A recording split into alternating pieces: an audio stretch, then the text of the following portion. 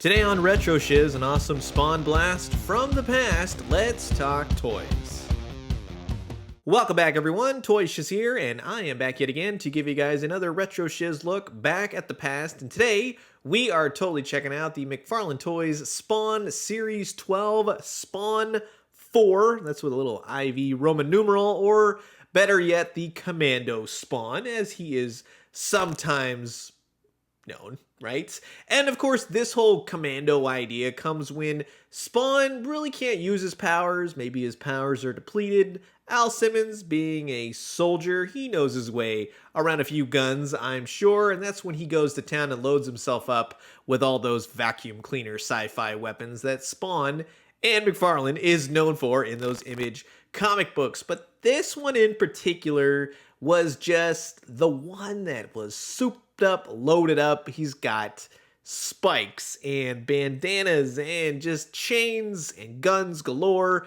And of course, like I said, he is from the fabled Spawn Series 12, which was a fantastic line and some of the best packaging. I distinctly remember that packaging, and in full McFarlane fashion, he was released a number of times. There was even a hamburger head Spawn, which was really cool, although I remember seeing this in Toy Fair and wondering where that little eyepiece was. He was released without it. They even did the fish tank thing with the whole Spawn Arsenal of Doom, right? He just has every weapon known to man. Handguns, big guns, miniguns, knives, a bandana. That's pretty cool. This Spawn figure, yes, is limited on articulation, as most Spawn figures were back in the day, and some would argue that even now.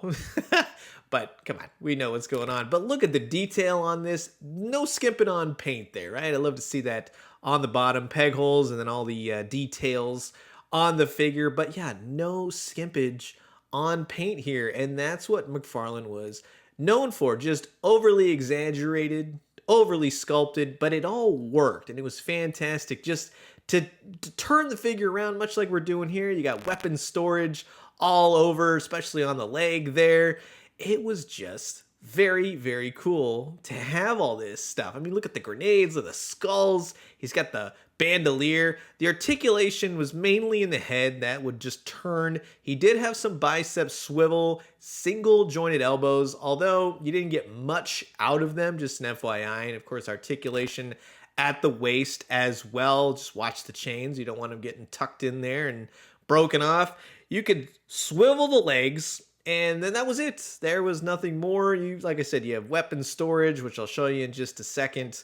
But yeah, this guy, for what he was great, but the weapons is where it was. I mean, look at all the weapons. Now, just an FYI, I can't seem to find the little gun that attaches to his thigh, but I have it. It's right here in the packaging. I also have an unopened one of this guy, but we'll talk about the weapons first. Now, these are some sci-fi Spawn weapons, if I've ever seen them. They do have a nice wash to them, very silver. Now, some do have some deco here and there, like a black handle or a red eyesight piece like this one.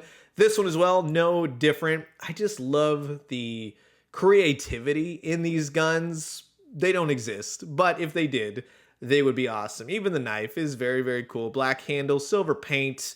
It came out nice, and I'll show you in just a second. Still does not fit properly to this day. The bandana is, well, for what it was back in the day, it was cool, right? A little flexible material. You could have some fun with it. Nice wash to it. It fit with the whole motif of Spawn.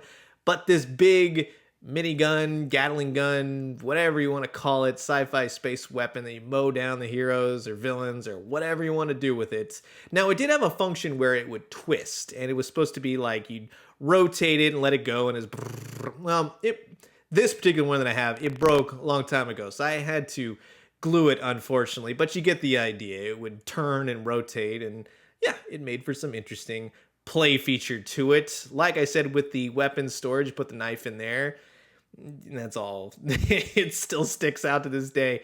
Now here, you see the peg on the back of the guns. You see the peg hole in his back. You can do it this way, but it's just kind of whatever.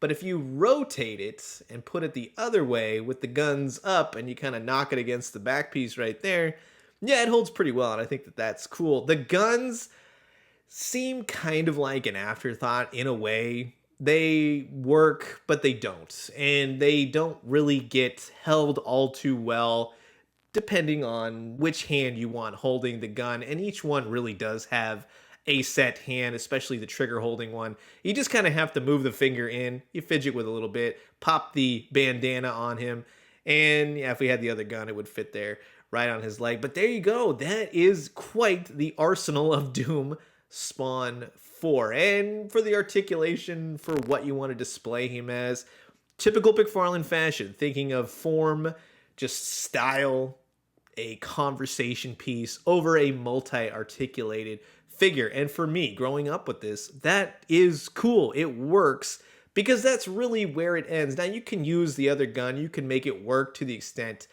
it doesn't work perfectly just because of the lack of articulation. So it does look better when it's situated on his back. Same thing with the knife. The knife looks good holstered. We'll just say, yeah, he holds it, but it's a very loose hold. So not all that impressive, but he stacked with guns, holding them, knife, everything else. It's awesome. Now, this particular Spawn is around that 6-inch mark. So depending on which figures you have, McFarlane, Marvel, DC, what have you, yeah, he might fit better within that 6-inch realm. And as you can clearly see, what figures kind of work and what don't. Violator, yeah, he works. Disciple, Jason Wynn, too tall, unfortunately. But hey, when you got an overkill this big, yeah, he's going to work with any Spawn. But this one in particular, it just looks like he's gearing up for a battle with this guy, right? Guns and all, ammunitions, grenades, every which way. And you can see how far it's come with the recent Mortal Kombat 11 multi-articulated Spawn. They both look great. Really nice to see. And just an FYI, when the 12-inch Commando Spawn comes out, I will do a Who Commando Spawns Best. Rest assured, we got some other Commando Spawns to talk about. And there have been a ton. They had the original Commando Spawn. You had the animated, quote-unquote, animated Series 1. You also had Spawn Regenerated, which is a very cool figure. And Spawn, the Other Worlds line, yeah, that was a good one as well. And, of course, the 12-inch one will be out on shelves shortly, depending on when you see this video. So that's really going to wrap it up for my look back at the McFarlane Toys Spawn Series 12 Spawn 4 figure, aka Commando Spawn, or Spawn of Doom, or whatever you want to call him. Just guns ablazing Spawn. Did you have this guy? Do you need to get him now? Comment below, let me know. Let's talk everything Spawn. What's your favorite Commando Spawn, if you have one? So I'm going to leave you guys with that. As always, drink some great coffee, eat some great food, but most importantly, remember, when it comes to Spawn, you can never have enough guns and ammunition. I mean, look at the bad guys he's going up against. And when you do, let me know what you found. I'll talk to you guys soon. Adios.